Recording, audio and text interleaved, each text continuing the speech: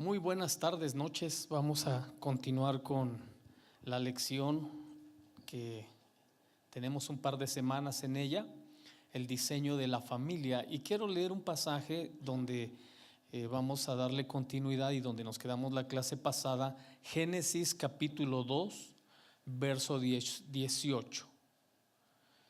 Y dijo Jehová Dios: no es bueno que el hombre esté solo, le haré ayuda idónea para él.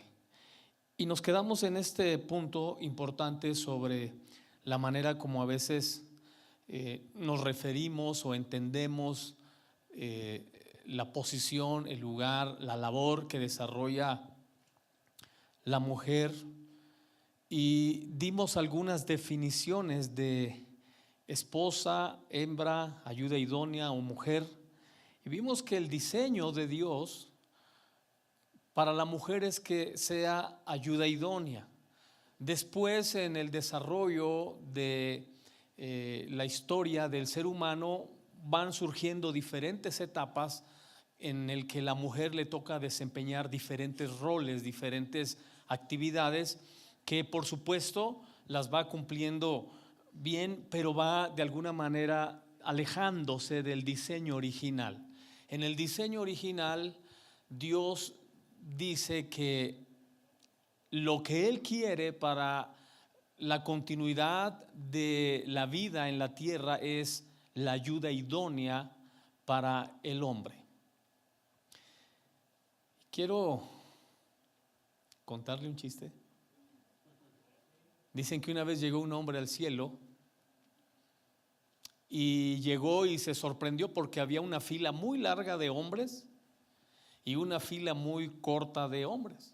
Y cuando estaba ahí en el cielo, comenzó a notar esa gran diferencia y le dijo a Dios: ¿por qué hay una fila tan grande de hombres interminable en aquel lado? ¿Y por qué aquí hay una fila tan pequeña de hombres, 4 o 5 hombres nada más?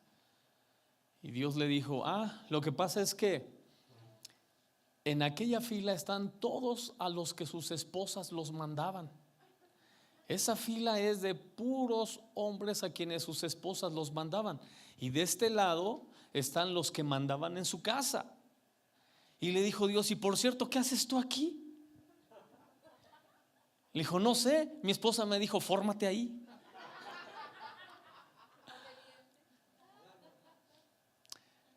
Son chistes a veces que nos ayudan a entender muchas cosas que interpretamos de manera limitada sobre las relaciones, sobre la vida de familia, sobre el hogar, sobre los roles que nos tocan desempeñar en la vida y que nos alejan del diseño de Dios. Entonces, el pasaje que leímos, dice la Escritura, que lo que Dios quiere para el ser humano es una ayuda idónea. Y yo quiero que tú veas qué es lo que tú eres y lo que pudiéramos aspirar a ser. En el caso de la parte de la lección de la semana pasada, vimos muchas funciones y labores que le toca hacer al hombre como sacerdote en casa. Vamos a ver esta parte. Entremos a nuestra lección ahí en Génesis 2:18, ahí fue donde nos quedamos. ¿Qué fue lo primero que provocó la ayuda idónea de Adán en él? ¿Qué fue lo primero que surgió a través de ella en él? Bueno, inciso A, lo primero, dice la Escritura, que Dios hizo caer un sueño profundo. Lo primero que Dios hizo a través de la ayuda idónea en el hombre es que cayó sobre él un sueño profundo. La ayuda idónea hace que el hombre influya para que la cabeza tenga sueños. Entonces, la ayuda idónea, diferente a mujer, diferente a esposa, o dijimos también a hembra, simplemente una reproducción o un instrumento de reproducción para la vida del hombre en la tierra. La ayuda idónea hace que la cabeza, en este caso que el hombre, el esposo, tenga sueños en Dios. Esa es la respuesta para el inciso A. Sueños en Dios. Es decir, que la ayuda idónea no reprime. La ayuda idónea no controla, no manipula, inspira, motiva y hace que la cabeza sueñe en cosas grandes. Tiene habilidades, virtudes que hacen que el hombre sueñe en alcanzar cosas importantes. Recordemos en el libro de los Reyes a la mujer de Sunam. La mujer de Sunam, una mujer que la escritura la describe como una mujer piadosa, una mujer buena, que era realmente una ayuda idónea para su esposo, porque ella tiene la sensibilidad de ver pasar, dice la escritura que ella veía pasar a un hombre que era Eliseo y que era profeta. Ella intuía, interpretaba que ese hombre era mucho más que un hombre común. Lo veía pasar cerca de su casa y dijo: se me hace que él es un hombre de Dios, se me hace que él es un profeta. Y dice la escritura que esta mujer decidió hacerle un aposento, un cuarto, una casita al profeta. Lo habló con su esposo, le dijo a su esposo lo que ella pensaba que ese hombre era, y juntos le hicieron un aposento al profeta. Dice la escritura que en consecuencia, cuando Eliseo se da cuenta que el esposo y esta mujer tienen la sensibilidad para saber que él es un hombre de Dios, él les dice: ¿qué quieren que haga por ustedes? Y dice la escritura que ellos no piden nada, pero el siervo de Eliseo se da cuenta que ellos no tienen familia.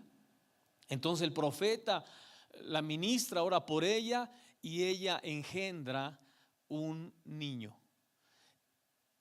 Y dice la escritura que tienen su hijo después de muchos años de no poder tener familia, lo tienen. Y después sucede algo. Dice la escritura que el hijo enferma de una enfermedad repentina.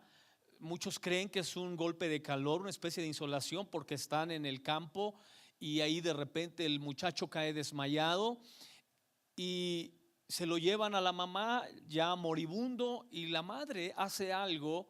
El papá lo lleva ahí y la madre hace algo. Dice la escritura que va y pone al niño encima de la cama del profeta. Lo que le quiero decir con esta historia es que esta mujer de Sunam inspira al esposo para servir en la obra de Dios, para bendecir al profeta, y como consecuencia de ello, los dos como familia son bendecidos. Eso es lo que hace la ayuda idónea. La ayuda idónea es inspiración. La ayuda idónea produce sueños que hacen que la familia avance o llegue a otras etapas como resultado de ocupar el diseño que ella ha recibido de Dios para inspiración del esposo. Entonces, eso es lo que Dios hace en la vida del hombre, que le da una ayuda idónea que lo haga soñar, que lo haga inspirarse. Dicen que una vez la esposa se quedó dormida, era un 14 de febrero o día de San Valentín, le dicen en Estados Unidos. Se quedó dormida y cuando despertó le dijo al esposo: tuve un sueño, soñé que me regalaban un anillo de diamantes. Y dijo el esposo: en la noche sabrás el significado de tu sueño. Llegó la noche y en el buró de la cama había un paquete de regalo. Fue y abrió el regalo y ella estaba emocionada, pensó que era algo especial. Abrió el regalo y era un libro que decía: cómo interpretar sueños. Ya le había dicho él, ¿verdad? Esta noche sabrás. La mujer fue diseñada por Dios para inspirar, para motivar, para hacer que la cabeza sueñe cosas grandes, y cuando logra eso, suceden cosas grandes. ese es un punto muy importante en el diseño de la ayuda idónea. La segunda cosa que vemos en el inciso B es que Adán se durmió. Se durmió. Otra cosa que hace la ayuda idónea es que descanse, que duerma. El descanso es generado dentro de la familia. Todos son responsables del descanso dentro de la familia, pero la ayuda idónea tiene de alguna manera cierta habilidad de generar descanso dentro del hogar. Dice el libro de los Proverbios que la mujer necia es como una gotera continua que a veces no te molesta tanto la fuerza de las cosas cuando pasa algo, sino la continuidad de ellas, la continuidad de los conflictos y de los problemas. Es a veces lo que desgasta mucho a la familia y la relación. Entonces, cuando la ayuda idónea entiende eso, que ella tiene una habilidad para producir descanso dentro del núcleo familiar, Dios la habilitó para eso, pero también tiene esa habilidad de poder maximizar, dijimos en alguna ocasión, los problemas, acrecentarlos. Si entendemos el diseño de Dios, podemos hacer que esto suceda de una manera más esencial en nuestras familias, que el descanso sea más común, sea más evidente, que el constante desasosiego, el constante conflicto, la constancia, ansiedad que a veces hay en el núcleo familiar. Si entendemos esto, porque es habilidad que tiene la ayuda idónea para esto. Inciso C. También no solamente sucede esto, sino que Dios toma una de sus costillas. Es decir, que la mujer influye al hombre a darla a Dios. La mujer es la más sensible a la hora de las cosas de Dios. Es decir, que la mujer tiene la habilidad y la sensibilidad de conectarse con Dios de una manera más rápida que el hombre. Es parte de su naturaleza. El hombre es un poco más frío, más calculador, más indiferente. La mujer es más sensible. Y a grado tal que vemos, por ejemplo, en la Escritura, que cuando ese diseño no se cumple en la mujer y hace el papel del hombre, no solamente daña el núcleo familiar, sino que se daña a sí misma.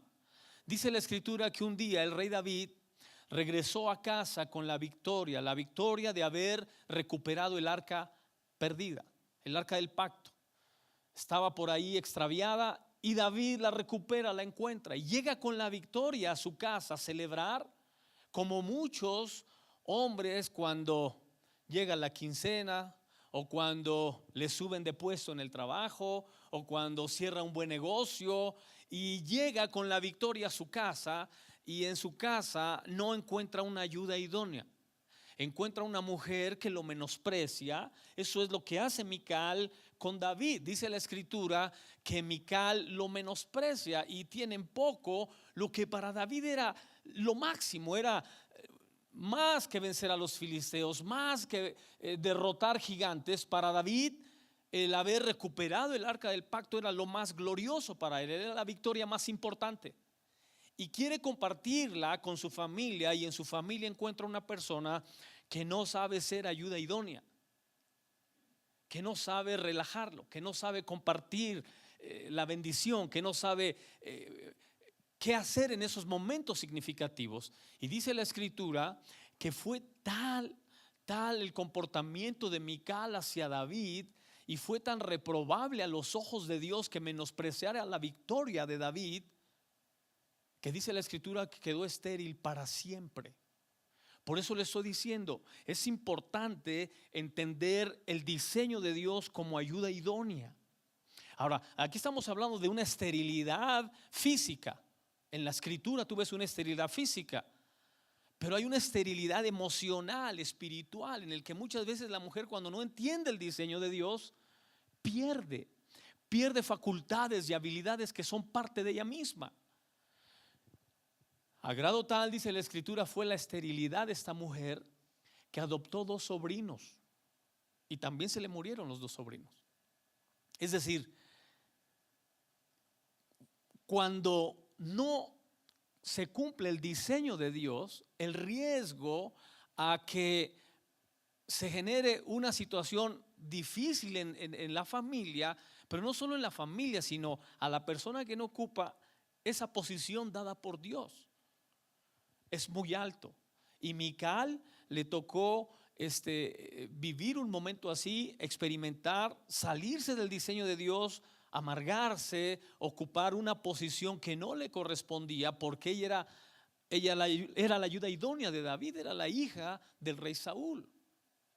Había sido destinada por Dios para David, pero ella no ocupó el diseño, tomó otro que no era el de Dios y terminó de una forma triste y dolorosa. Y vemos entonces cómo Dios ha diseñado a la mujer de tal manera que si tiene esa sensibilidad, puede generar gran bendición en su familia. Vemos, por ejemplo, lo opuesto en el caso de Ana. Ana, una mujer estéril, pero con la sensibilidad de que ella era parte de un diseño. Por mucho tiempo estuvo así. El esposo Elcana, dice la Escritura, que él tenía otra mujer que sí le daba hijos, pero Elcana se dio a Ana para que Ana sirviera a Dios, para que Ana adorara a Dios, para que Ana estuviera cerca de Dios. En algún momento Elcana le dice a Ana, al ver que Ana es dedicada a Dios y busca que Dios sea el que abra la matriz, Elcana le dice: ¿acaso no te soy yo mejor que 10 hijos?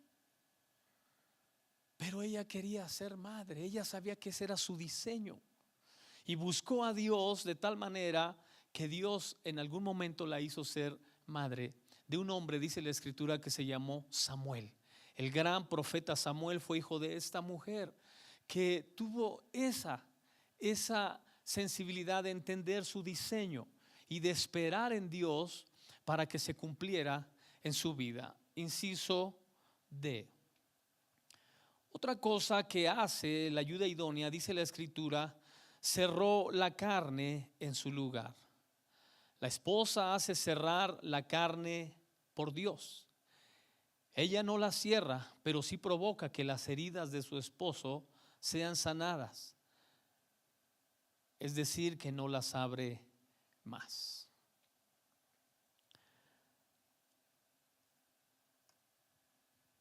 La ayuda idónea es una generadora de sanidad. Las heridas que los hombres tienen, en el caso de David, son heridas muy fuertes que a veces la ayuda idónea no las dimensiona.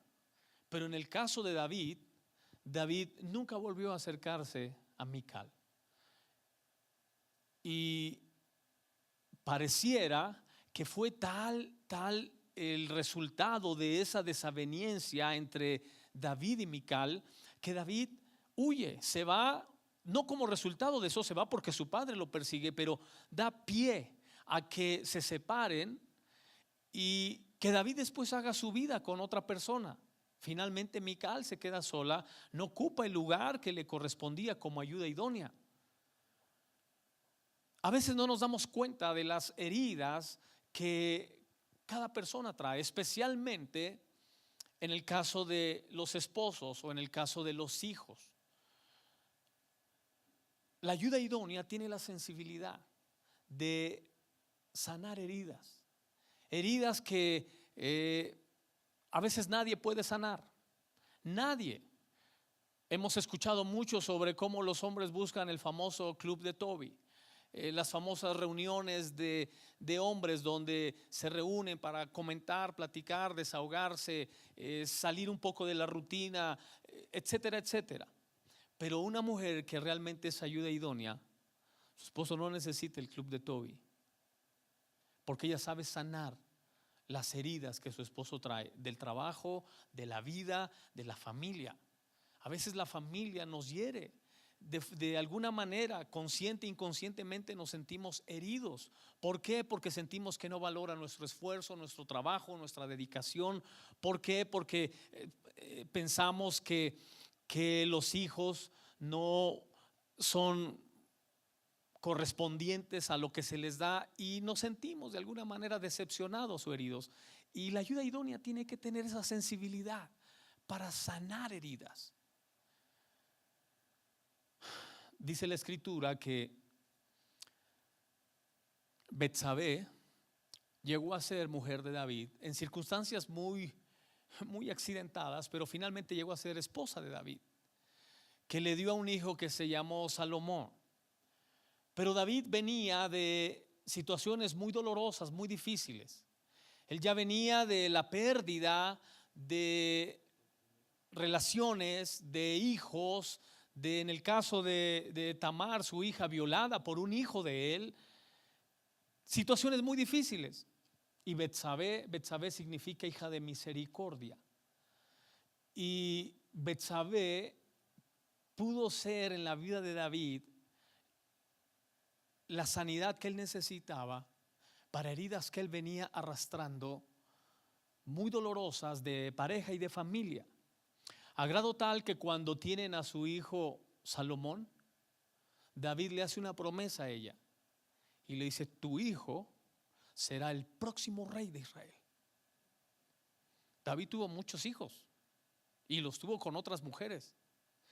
Dice la escritura que cuando David ya está envejeciendo, ya está posiblemente a unas cuantas semanas de morir, dice la escritura que Adonías se hace proclamar rey de Israel. Era hijo de David también. Y le hacen saber a Betsabé, le hacen saber: fíjate que Adonías está proclamando rey. Y Betsabé dice: el rey me dio su palabra a mí. Dijo que mi hijo sería el próximo rey de Israel. Y Betsabé va corriendo con el sacerdote y le dice el sacerdote, y manda a llamar al profeta. Se juntan y van con el rey y le dicen: tú nos diste tu palabra que el próximo rey de Israel sería mi hijo. Y ahí David, ya en momentos muy difíciles, David cobra ánimo y proclama a Salomón como el rey de Israel. Y van y quitan a Adonías. Ya había hecho un fiestón tremendo. Dice la escritura que Adonías tenía el favor de mucha gente. Adonías atraía gente importante en Israel, pero no era el deseo del rey. La ayuda idónea es tan importante que cumpla con su diseño, porque sana heridas del rey, sana heridas del esposo y de los hijos, que cumplen propósitos y destinos supremos que Dios tiene para cada miembro en la familia. David pudo cumplir su palabra de rey y su hijo pudo ser el rey de Israel. Amén. Dile al que está a tu lado: bueno, las mujeres, las ayudas idóneas, tú serás un rey. Dile: tú serás un rey. No tiene que ser su esposo. Si es su esposo, mucho mejor. Pero los hombres necesitan saber eso. Yo siempre digo, dentro de cada hombre hay un rey y hay un tonto, ¿verdad? Depende a quien usted le hable, es el que sale. Si le habla al rey, saldrá el rey de ese hombre. Si le habla al tonto que hay dentro de él, también saldrá. Y aténgase a las consecuencias cuando sale el tonto de un hombre. Pero siempre en cada uno de él están los dos. Bien, inciso E. Dice la escritura: ella es hueso de mis huesos y carne de mi carne.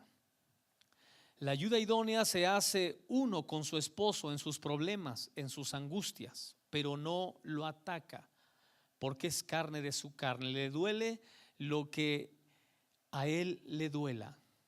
Es decir, no se atacan. ¿Mande?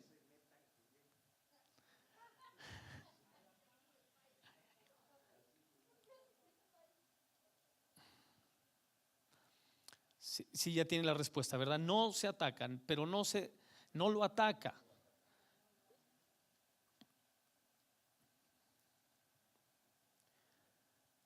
yo sé que este es un misterio. Lo vamos a ver en la siguiente lección. Es un misterio cómo llegan a ser dos una sola carne, o como dice la escritura, hueso de mi hueso, carne de mi carne. Es un misterio.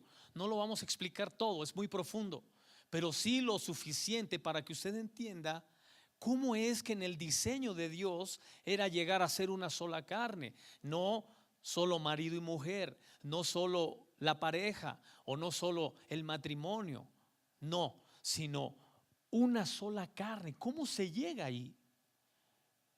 Entonces, cuando tú ves la escritura te das cuenta que no puedo darle un porcentaje, pero una gran cantidad de relaciones nunca llegan a ser una sola carne.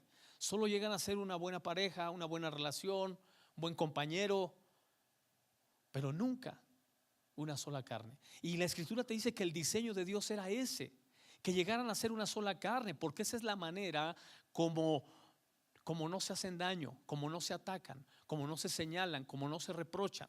Es hasta que llegas a ese nivel, y esa función o esa labor en gran parte recae mucho sobre la ayuda idónea. ¿Por qué? Porque tú ves en la escritura que lo que Dios hace, el hombre, de hecho, una de las explicaciones teológicas del el por qué no es bueno, por ejemplo, que haya una mujer presidente, no es bueno que haya una mujer pastora. Y usted dice, ¿por qué? No es bueno que haya una mujer que sea papá y mamá. Y tú dices, ¿por qué? Bueno, ya tenemos situaciones así y las tenemos que enfrentar. Y la escritura respalda mucho de todo esto. Pero ¿por qué no es lo mejor? Porque teológicamente se dice que realmente quien es engañada no es el hombre, es la mujer. Eso lo dice la escritura. Pablo le escribe a Timoteo y le dice, porque quien fue engañado no fue Adán, sino Eva. La serpiente a quien engaña es a Eva. Y la mujer siempre carga con ese estigma de haber sido engañada por la serpiente. Entonces tiene cierta fragilidad para ser engañada. Entonces se dice teológicamente que cuando una nación es gobernada por una mujer es porque la nación está colapsada. Es decir, no tiene liderazgos suficientes para darle dirección a la nación. Una de las razones por las que ganó Donald Trump en Estados Unidos y que aquí hacían chonguitos, ¿verdad? Las que se quieren postular de mujeres a la presidencia, hacían chonguitos porque ganara Hillary Clinton, era porque si allá gana una mujer, piensan que acá también debe haber una mujer presidenta. Todo lo que sucede supuestamente en países de primer mundo, pensamos que es lo mejor para los otros países que no son de primer mundo. Pero en teología se interpreta que cuando las mujeres dirigen es porque hay una nación colapsada, o una familia colapsada, o una iglesia colapsada. Y tú lo ves en la Biblia. Siempre que dirigieron las mujeres es porque el pueblo se había colapsado. ¿Sí?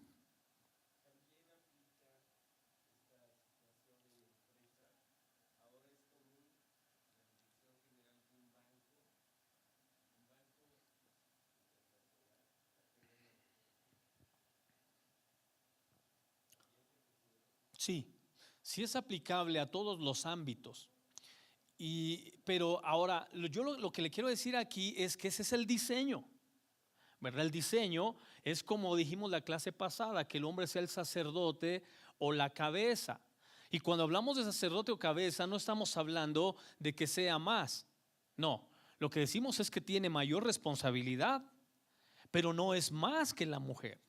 Entonces, cuando la mujer cumple el diseño para el que Dios la crea para ser parte de la familia y bendecir la tierra con familias, es para esto, para que sea la inspiración, la motivación, la generadora del establecimiento del reino de Dios en la tierra.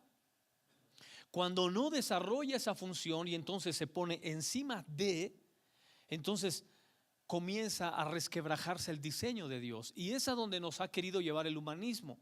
El humanismo nos vende ideas que nos suenan muy bien.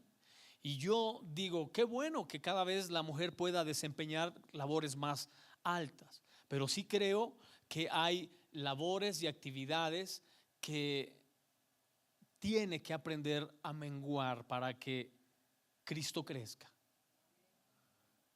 Yo sé que se necesita mucha humildad para que Cristo crezca, pero cuando lo haces, Dios honra tu familia, honra nuestra nación, honra nuestras iglesias y honra nuestras empresas. A veces los esposos no hacen la labor sacerdotal que le toca hacer, no es la cabeza que tiene que ser, y la mujer tiene que hacer los dos roles, y es admirable. Pero si tiene la humildad suficiente para hacer los dos roles y le cede cierta autoridad, aunque ella logre cubrir más responsabilidades, va a hacer que la familia crezca y sea bendecida. Amén. Tú ves en la escritura, por ejemplo, a José y María. Había muchas cosas que podía reprocharle María a José, sí. José a María también. Entre ellas, por ejemplo, Jesús era carpintero igual que su padre. ¿Cuántos de nosotros, primero como hijos, no queremos ser lo que era nuestro papá? Queremos ser algo totalmente diferente a lo que él es. Todos. ¿Cuántas veces la mamá a veces también no quiere que el hijo sea como el papá y quiere que sea más que él y que alcance algo más? No está mal. No está mal, pero sí tenemos que entender si es parte del diseño o solamente es un deseo egoísta. Amén. Entonces, la mujer debe ser parte del diseño de Dios para que las cosas funcionen de una mejor manera. Ahora entiendes por qué ganó Donald Trump en Estados Unidos. La iglesia cristiana lo hizo presidente. Se unieron todas las iglesias en Estados Unidos para hacerlo presidente a él, porque él tenía un diseño. Él tiene un diseño, si usted quiere, muy anticuado, si usted quiere ya desfasado, que no tiene nada que ver con lo que es el mundo de hoy, pudiera ser. Yo no critico nada de eso, ni estoy a favor ni en contra. Solo lo que sé es que la iglesia en algún momento entendió que no podían tener una mujer presidente, que esa mujer era la puerta abierta para que el humanismo y muchas ideas que han destruido la fibra moral de Estados Unidos acabaran de hacerla pedazos. A Obama, quien lo hizo presidente, fueron los homosexuales, la comunidad gay en Estados Unidos. Usted sabe que en Estados Unidos hay 20 millones de homosexuales y 10 millones de lesbianas. Sí. La iglesia tenía que hacer algo. Ahora, le estoy diciendo esto porque estamos hablando del diseño original de Dios. Por supuesto que vemos después alternativas. Suceden aún en la escritura alternativas de gobierno, alternativas de familias. Le he dicho a usted, en la Biblia tú no ves una familia en el modelo tradicional funcional. Ves familias extrañas, disfuncionales, pero que en algún momento entienden que Dios tiene un diseño, que aunque no podamos alcanzarlo del todo, intentamos llegar ahí. Queremos ser el sacerdote en casa, queremos ser las ayudas idóneas en casa, sí, posiblemente no lo alcancemos, pero estamos en ese proceso. Queremos ser parte de, en lugar de simplemente darle carpetazo y decir, nunca seré una ayuda idónea, nunca seré un sacerdote en mi familia, como no lo seré nunca, entonces me voy por la puerta fácil. Me voy al humanismo, le abro la puerta al humanismo y creo en un montón de formas de tener relaciones o de tener familias que no son el diseño de Dios. Amén. ¿Alguna pregunta aquí? Sí. Sí.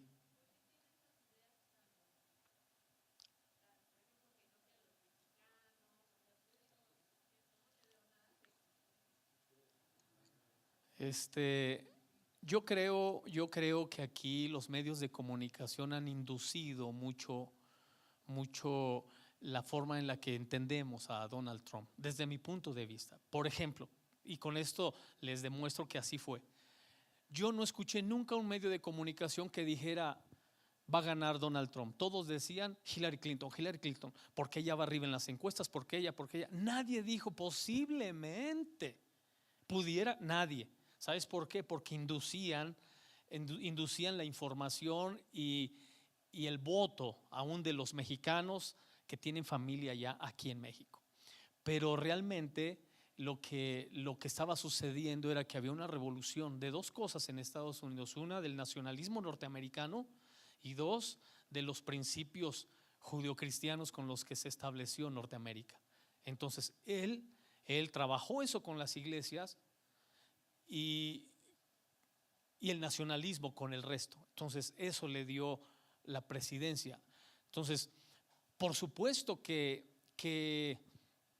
de forma externa no vemos las ideas judeocristianas con las que se estableció Norteamérica, porque el Señor mantiene una posición muy recia hacia afuera, pero hacia adentro es muy sabido en Estados Unidos, por ejemplo, que Él va a volver la oración a las escuelas. Lo que en algún momento echaron para afuera la oración en las escuelas, echaron para afuera leer la Biblia, echaron para afuera el que los pastores. En Estados Unidos es muy común la labor de capellán, que la hacen pastores, son consejeros familiares. Aquí esa labor solo la hacen psicólogos, terapeutas o gente que el gobierno establece. Allá son los pastores, son capellanes que dan asesoría y consejería a las familias, a los niños, jóvenes, etcétera. Entonces, él está haciendo muchas cosas que tienen que ver con principios cristianos, pero en el exterior si no se nota eso, o no lo vemos nosotros.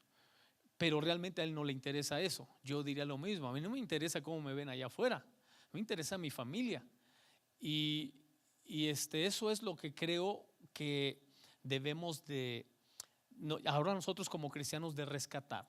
Que si Estados Unidos logra recuperar, no creo que recupere nunca la calidad moral que llegó a tener Estados Unidos, pero no sé, un porcentaje de 5 o 10% que logren recuperarla es un gran avance para esa nación.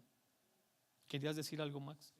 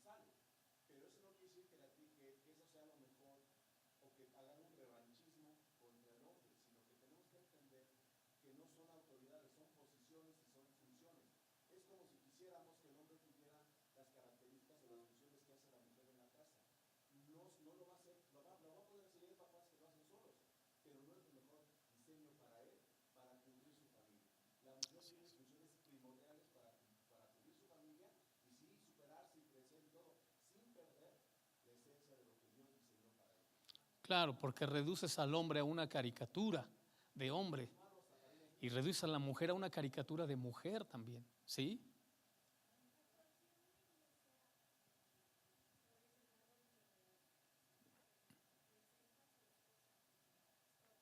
Oh, sí, en ese contexto sí, pero no como, ajá.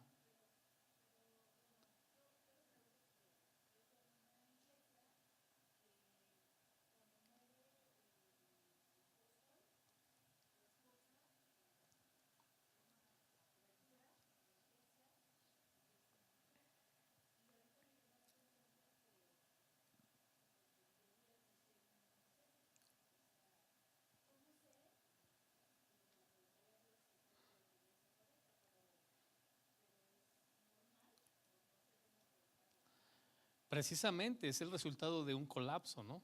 Lo que vengo diciendo. Es decir, la idea teológica de cuando la mujer ocupa la posición que debe desempeñar el hombre es porque hay un colapso. En algún aspecto se ha colapsado el liderazgo.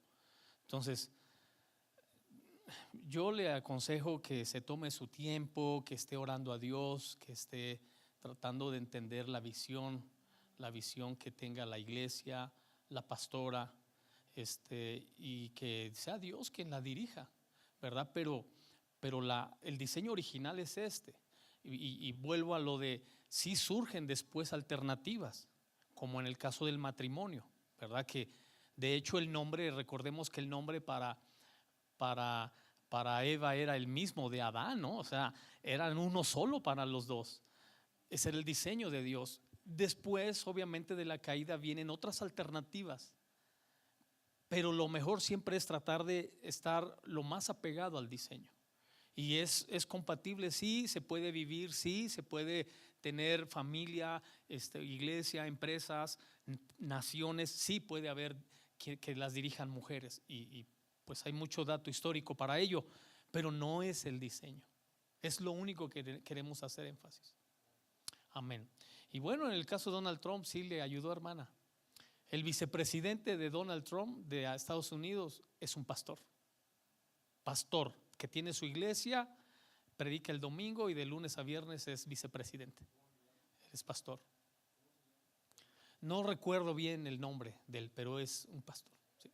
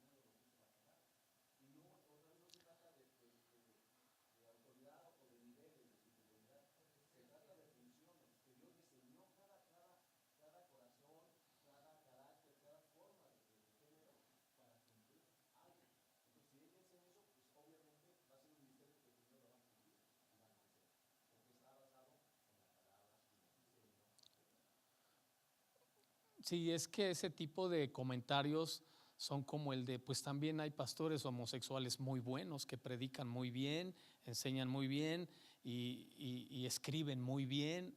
Hay pastoras lesbianas que igual lo hacen muy bien y por eso tenemos que aceptarlo. No necesariamente, por eso yo voy al diseño original. Por ejemplo, los traductores de la Biblia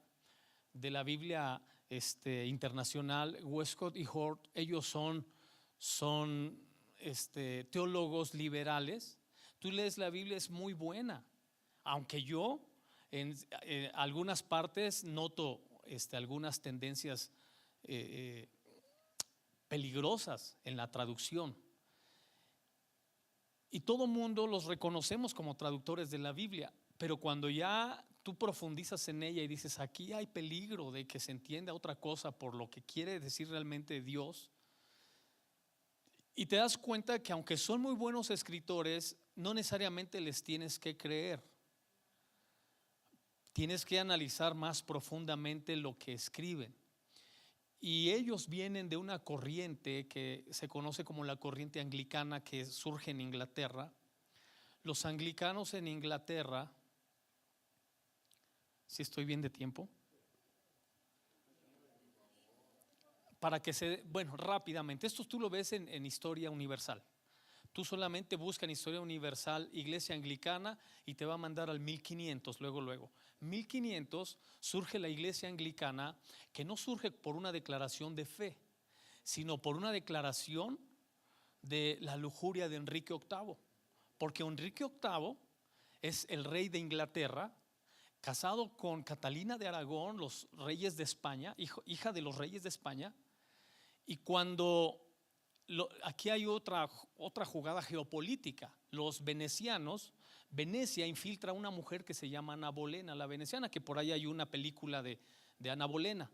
La infiltran al Reino Unido, al Palacio de Buckingham, sabiendo que Enrique VIII podía ser seducido por ella. Entonces, finalmente Ana Bolena lo seduce y él habla con sus consejeros, que son venecianos. Venecia juega un papel muy importante en la historia apocalíptica, en escatología, porque Venecia es el único país, la única ciudad que no ha sido nunca conquistada, nunca. Por eso es que es el remanso de la paz, es la quietud Venecia. Venecia, para que se den una idea, cuando en el 410 Alejandro, el rey de los hunos, conquista Roma, la aristocracia romana sale huyendo y fundan lo que es Venecia, se establecen en Venecia. Pero la aristocracia romana va y desentierra el cuerpo de Juan Marcos el Evangelista, que está enterrado en Alejandría. Lo desentierran y se lo llevan a Venecia. Y en Venecia entierran a Juan Marcos y se construye la catedral de Juan Marcos en Venecia. Entonces, el estandarte de la bandera veneciana es un león con un estandarte que dice en latín: la paz sea contigo, Juan Marcos, mi evangelista, que ellos lo tienen. Bueno, fundan Venecia y los venecianos buscan golpear a Inglaterra, que tiene un poder económico y religioso muy fuerte, porque hasta el 1500 Inglaterra era católica.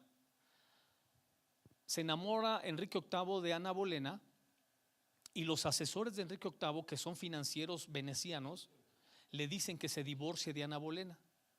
Él les dice que no, pues ¿cómo? O sea, la Iglesia Católica no acepta el divorcio. Y le dicen ellos: ve y habla con el Papa, por ser tú el rey de Inglaterra, a ti sí te lo va a dar el divorcio. Y va Enrique VIII y dicho y hecho, el Papa le dice: no, los reyes de España son mis amigos, los reyes Aragón. No, ni la Iglesia no lo va a aceptar nunca. Y regresa él a Inglaterra y le dice a sus amigos venecianos que no le dieron el divorcio, y ellos le dicen: crea tu propia iglesia, sepárate de la Iglesia Católica, crea tu propia iglesia, conviértete tú en el sumo pontífice y sepárate del catolicismo. Y entonces hacen su declaración como la Iglesia Anglicana de separarse de la Iglesia Católica de Roma y fundan su propia iglesia. Bueno, Westcott y Hort vienen de esa línea. Entonces uno puede decir porque es una iglesia con ciertos principios cristianos, tenemos que aceptar tal o cual cosa que salga de ahí. No necesariamente. Yo creo que son iglesias alternativas, son grupos alternativos que pues tenemos que ir nosotros lo más apegados al diseño. Podemos leer sus Biblias que traducen, sí, podemos escuchar a sus predicadores posiblemente, para que se dé una idea. En Inglaterra grandes predicadores han salido de ahí, como Juan Knox, Juan Hus, como Carlos Spurgeon, predicadores muy buenos que uno reconoce como predicador. Pues tú lees los discursos o un libro de Spurgeon, Discurso a mis estudiantes, y te quedas impresionado. Pero Carlos Spurgeon fue adicto al tabaco toda su vida y fumaba 8 pipas al día, 6 pipas al día. Y aunque los diáconos le habían dicho que tenía una adicción al tabaco, él nunca pudo dejar la adicción al tabaco. Como esas cosas podemos mencionar muchas. Ahora, no estoy criticando ni señalando, porque todos tenemos posiblemente algo que no está bien en nuestra vida, o muchas cosas que no están bien. Pero lo que quiero decir es que todos tienen cosas buenas, mayormente si salen con ciertos principios cristianos, pero no es garantía de que ese es el diseño de Dios. Entonces, ¿puedo estar en una iglesia que no es el diseño de Dios? Puede ser. Dios le está usando para alcanzar gente, sí. La enseñanza es buena, puede ser buena, y hasta ahí creo que está bien. Pero en la medida que tú vas profundizando a la palabra y que te vas dando cuenta que hay un diseño, como nos estamos dando cuenta en la familia, hay un diseño para la familia. Me voy a quedar en él, voy a establecerme en él, o voy a intentar algún otro diseño alternativo. Posiblemente me sirvió al inicio, posiblemente así comenzó una relación o una familia, pero en la medida que voy avanzando en la palabra me voy dando cuenta que no he cumplido mi labor, tal vez sacerdotal, tal vez como ayuda idónea, que puedo volver al diseño de Dios. Amén. Aleluya, quería hoy terminar la lección.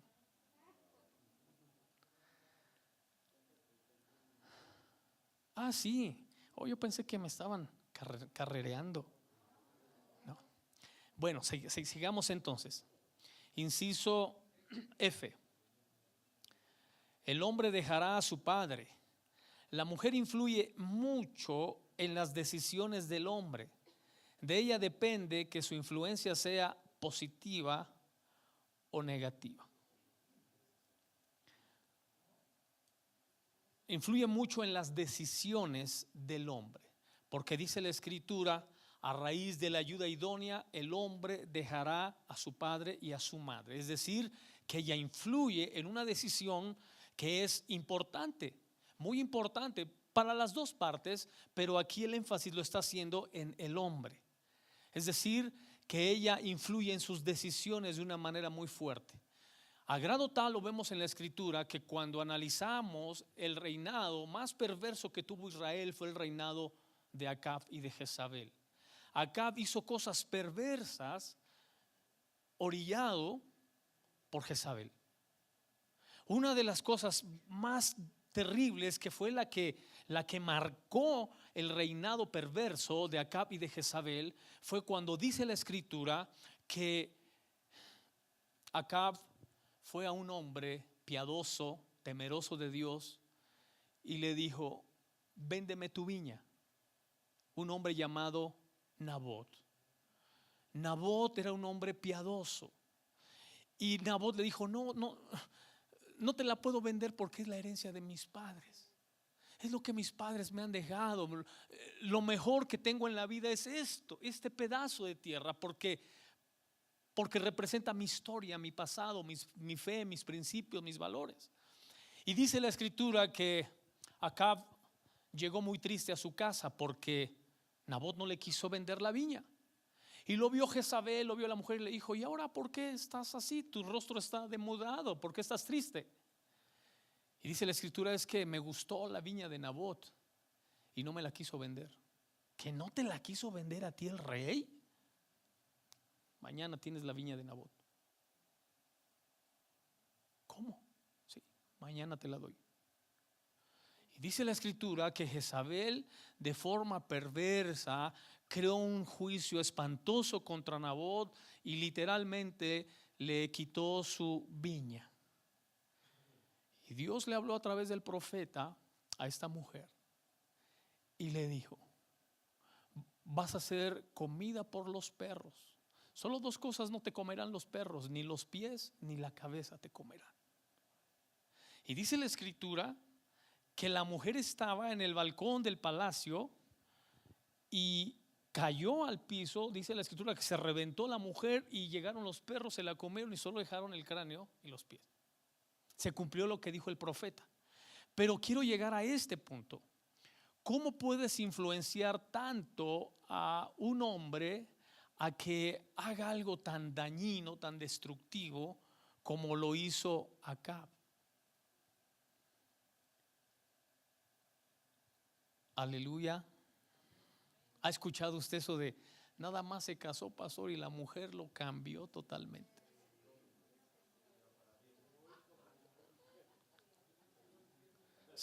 La ayuda idónea es diferente. Acuérdese, la ayuda idónea influye en sus decisiones positivamente, no negativamente. Pero cuando dicen normalmente las familias dicen: la mujer si usted lo viera, pastor, no, con la mujer que anda lo cambió totalmente. Casi nunca te lo dicen positivamente, casi siempre es negativamente. se echó a perder, se descompuso, etcétera, etcétera. Y es real. ¿Por qué? Porque no estamos viendo que la relación tiene un diseño establecido por Dios para el hombre y para la mujer. Y que al entenderlo y aceptar sus roles cada uno, entonces los resultados van a ser positivos. Cuando yo no entiendo eso, entonces voy a orillar al hombre a tomar decisiones negativas, destructivas.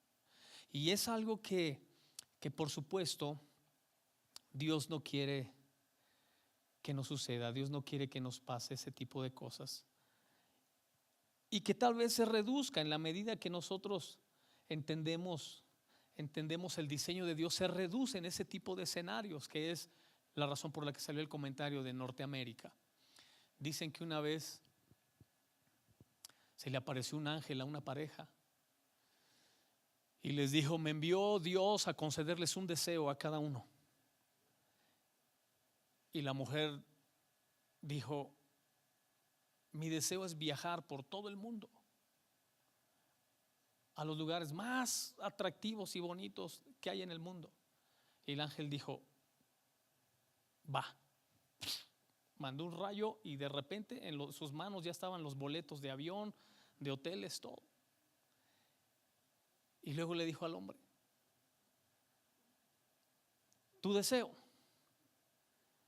Y él dijo: mi deseo es andar, tenía 50 años el hombre, dijo: mi deseo es andar con una mujer 30 años menos que yo. Y para pronto el ángel con un rayo y lo convirtió en un hombre de 80.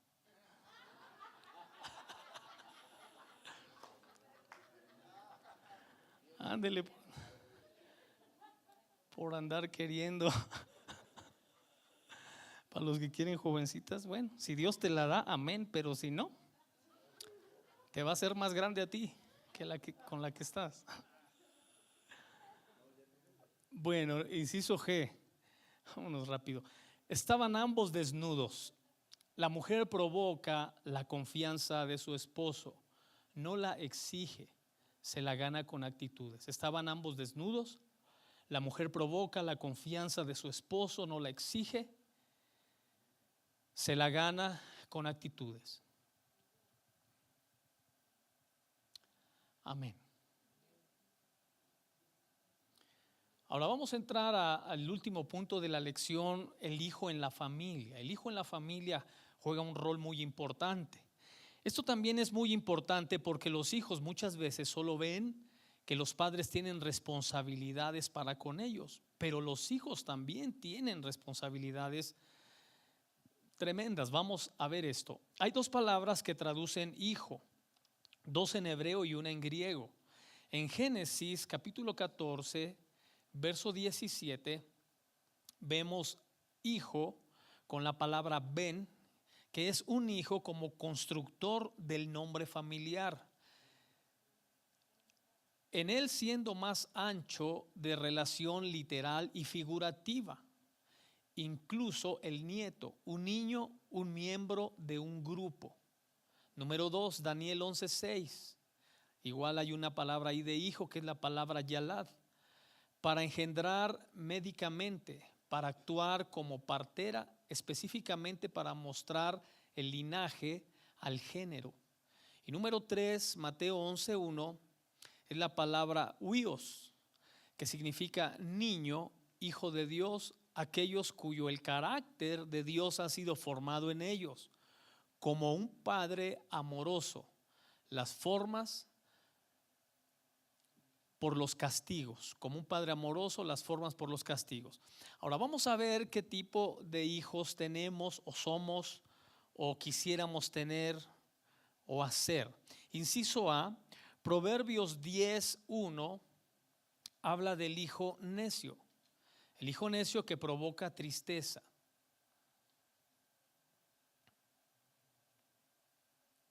El hijo necio que provoca tristeza.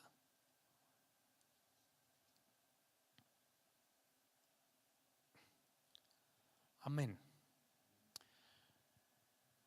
Una de las cosas en la educación básicas de un hijo y el por qué nosotros muchas veces luchamos y batallamos. Es que mi hijo es muy necio, pastor, muy rebelde, no me obedece, es esto. Una de las cosas básicas en la educación es enseñarle a un niño a aguantarse. ¿Cómo le enseñas a un niño a aguantarse? Yo no sé si usted recuerde, pero cuando acompañábamos a nuestra mamá al médico, tú te aguantabas en la sala de espera. Yo puedo decir que horas. Bueno, yo siempre fui al IMSS, ¿verdad? Pues eran horas. Y acompañaba a mi mamá al seguro y eran horas esperando y no llevaba celular, ni tableta, ni nada. Y ahí estaba esperando sentadito a mamá. Hoy intenta que un niño esté esperando, que aguante, no aguanta ni un instante. Y un principio básico de la educación de un niño es que le enseñes a aguantar. Y yo les digo siempre, enséñale a aguantar conjugando ese verbo, porque es una realidad para todos. Yo aguanto, tú aguantas, él aguanta, ellos aguantan, vosotros aguantáis, todos aguantamos, nosotros aguantamos, todo mundo aguanta. Y está comprobado, iglesia, está comprobado con estudios muy serios que los niños que pueden aguantar tranquilamente en un lugar, en alguna circunstancia, serán adultos de mente sana. Fíjese lo que dicen los estudios, ¿eh? Cuando tú ves a un niño que puede aguantar una clasecita, una leccioncita, unos minutitos, escuchando, aprendiendo, dependiendo la madurez de su cerebro y la edad que tenga, está comprobado que será un adulto de mente sana. Alguien que no puede aguantar y que todo el tiempo está inquieto no será de mente sana, de adulto. Ahora dicen los estudios que un niño a los 12 años puede aprender en un año, de 12 a 13 puede aprender en un año lo que aprende un niño en 8 años desde kinder y toda la primaria. En solo un año puede aprender todo lo que un niño aprende desde kinder hasta los 12 años. ¿Cómo? Es sorprendente cómo los estudios hoy demuestran cosas que por mucho tiempo nos parecieron ilógicas. ¿Sabes por qué? Porque aprende a ser niño, a aguantarse como niño, a aguantar, a estar donde tiene que estar. Su mente estará sana para aprender. Yo le pregunto a usted, por ejemplo, ¿cuántos de ustedes se acuerdan de un examen X de matemáticas, de español? ¿Quién se acuerda de un examen aquí? ¿Qué te acuerdas del examen? ¿Qué porcentaje de las 10 preguntas del examen te acuerdas? Nada, nada. No te acuerdas de ningún examen. ¿Sabes por qué no te acuerdas? Porque nada que es obligatorio se aprende. Nada. Nada que es obligatorio se aprende. Y cuando te obligan y te obligan y te obligan, el cerebro no aprende. Aprende para pasar el examen, pero no lo aprende él realmente. Entonces, cuando el niño llega a los 12 años, cuando se le enseñó a aguantar, cuando se le enseñó a vivir sus momentos, llega a los 12 y aprende así. Le dije cuando tuvimos el curso de padres entrenadores, le dije que el mejor sistema de educación en el mundo está en Finlandia y los niños entran a los 7 años a la escuela, no a los 3, a los 7. Yo digo, ¿cómo no me tocó a mí esos tiempos? Para entrar a los 12, ya pronto van a entrar a los 12, porque está comprobado que en un año el niño se aprende todo lo que kinder y primaria. Están ahí los niños metidos, obligados a aprender. Bueno, le estoy diciendo esto porque nada de lo que nos enseñan hoy en día para nosotros es nuevo. Todo está en la palabra de Dios. Amén. Yo estaba escuchando el día de ayer junto con mi hija, nos reíamos porque estábamos escuchando ahorita el grito de la moda en literatura, es el libro del Caracol Dorado. El Caracol Dorado es un libro de principios y valores que se ha vendido en todo el mundo. Y el hombre decía algo que le decía yo a mi hija: ¿por qué hoy le damos tanto lugar a esto? Decía, punto número 1, aceptar a los padres. Entonces, para nosotros honra a tu padre y a tu madre es de toda la vida, milenariamente. Y hoy el hombre descubrió el caracol dorado. Acepta a tus padres. Yo digo, tienes que aceptar hasta que alguien viene con un libro y te dice: esta es la mejor forma de vivir, cuando siempre hemos estado diciendo a través de la palabra: hónralos, hónralos. Nada de lo que le menciono es nuevo para nosotros, todo está en la palabra de Dios. Pero a veces preferimos irnos por las alternativas que por el diseño de Dios. Y el diseño de Dios es perfecto, iglesia. El diseño de Dios te hace feliz. Las alternativas te hacen perder mucho tiempo, mucho dinero y te hacen una persona infeliz. Entonces, tenemos hijos necios que provocan terrible tristeza a los padres, terrible tristeza a los líderes, a los gobernantes, a los maestros. No sé si vio las noticias la semana pasada.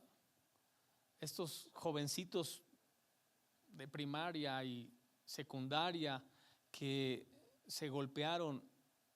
Antes decían que eso solo pasaba en las escuelas públicas, pero son escuelas de paga. La escuela de Cumbres y la de O'Farrill, irlandés, pues es la O'Farrill.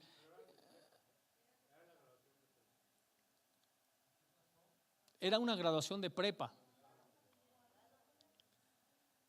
Y tú dices, pues no, que eso solo pasa allá en Tepito y allá en Iztapalapa. No, porque tú te das cuenta que la necedad no es un conflicto de clase social. La necedad está, dice Proverbios, está ligada al corazón del muchacho.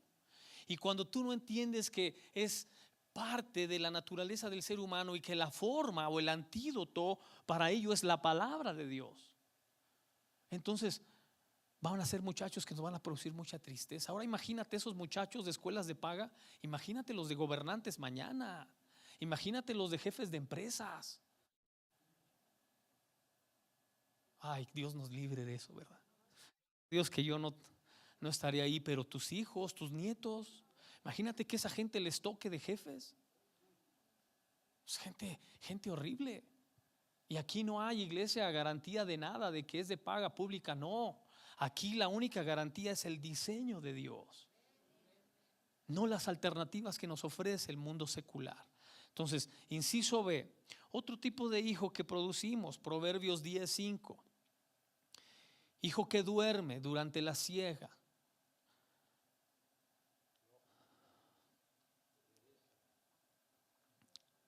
Y hay un ejemplo que tenemos en la escritura de que si hay algo que entristece a Dios, a un padre, es un hijo así.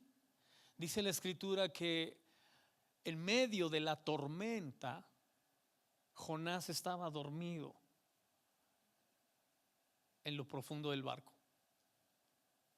Yo no sé si tú has tenido esa experiencia, que en tu casa hay problemas, que en tu casa hay una situación difícil y tu hijo dormido, encerrado ahí en el cuarto, que no le interesa qué está pasando. Él está encerrado en su mundo, está literalmente dormido, anestesiado.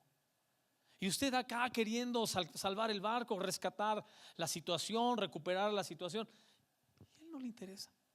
Es doloroso, es difícil. Dice la escritura que Jonás estaba ahí dormido mientras había una tormenta, mientras había almas perdiéndose en Nínive, hasta que fueron a despertarlo. lo que le salvó a Jonás fue decir: por mí está pasando todo esto. Dice la escritura que lo arrojaron a la mar. Usted conoce la historia. Y él tuvo la oportunidad de redireccionar su camino, pero es doloroso. Y cuando hablamos de estar adormecido y de dormir en tiempos difíciles, en tiempos duros, no nos referimos solo al hecho de estar dormido físicamente, que era el caso de Jonás, sino la insensibilidad a las situaciones que suceden. Y eso lo estamos viendo mucho en nuestras generaciones. Este es un tipo de hijo que nos duele mucho también. Inciso C, Proverbios 17:2. Hijos sin honra. Hijos sin honra que no honran a sus padres. Y uno de los ejemplos más importantes aquí es el de Absalón. Absalón es un hijo que no honró a sus padres. Usted conoce la historia, me voy a ir a tratar de ir más rápido. Inciso de Proverbios 19:26. Hijo que trae vergüenza y desgracia.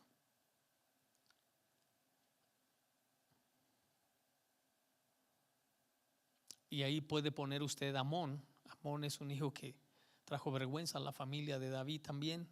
Es el que violó a Tamar. Inciso E, Jeremías 3:22. Hijos infieles.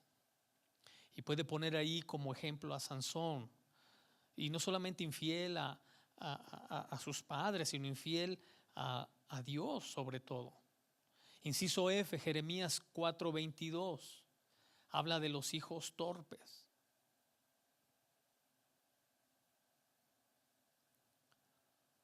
Y puede poner ahí como ejemplo a Esaú. Jeremías 10:20. Hijos que abandonan. Hijos que abandonan, puede poner ahí al hijo pródigo. Lucas 15. Inciso H, Ezequiel 2:4. Hijos de duro semblante y corazón empedernido. Puede poner de ejemplo ahí a Caín. Ezequiel 2:4. Un corazón empedernido, de duro semblante, Caín. ¿Se acuerdan lo que hizo Caín, verdad? Y cómo su semblante. Bueno, Colosenses 3:20, inciso I. Obedientes a vuestros padres. Obedientes a vuestros padres.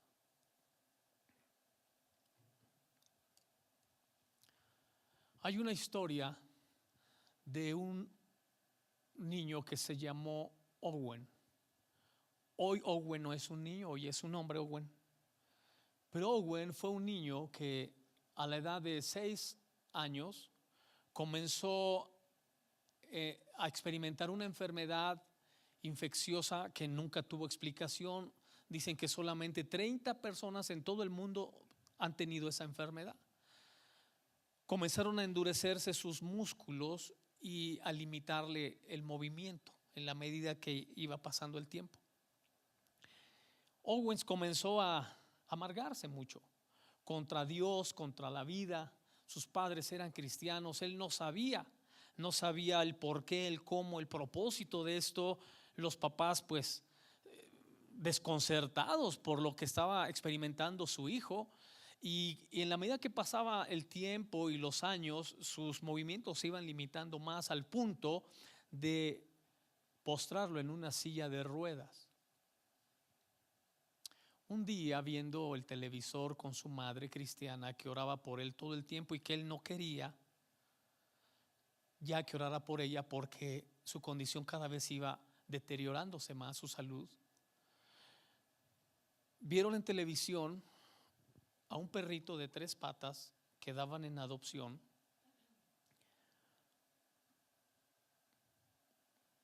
porque alguien amarró al perrito, le amarró el pie a una vía del tren, y obviamente pues pasó el tren y le cortó una patita al perro.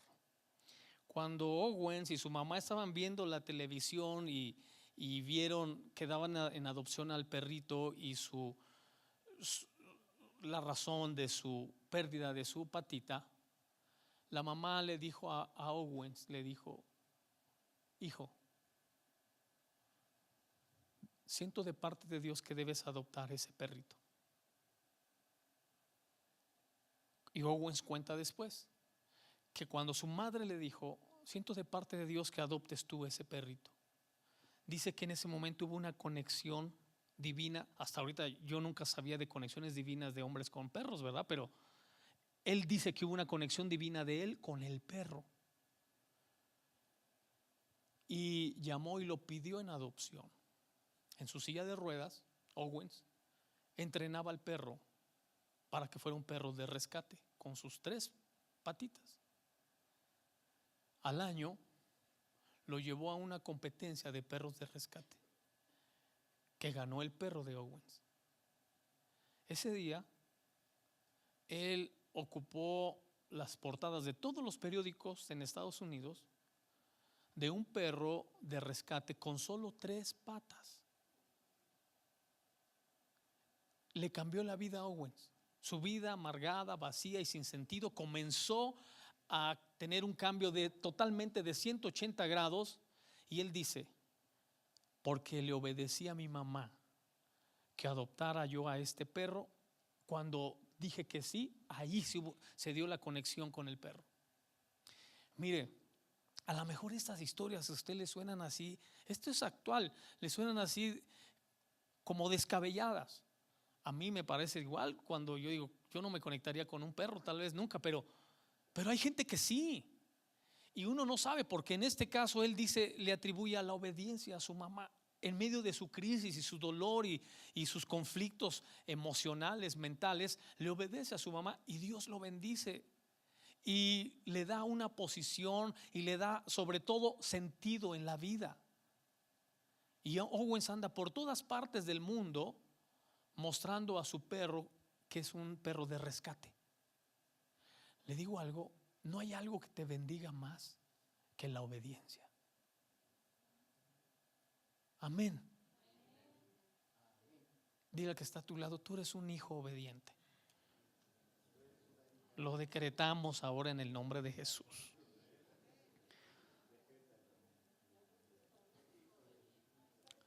Primera de Timoteo 3:4, inciso J. Hijos, estad sujetos. Hijos, estad sujetos. Primera de Juan 2:28. Hijos, permaneced. Hijos que permanecen.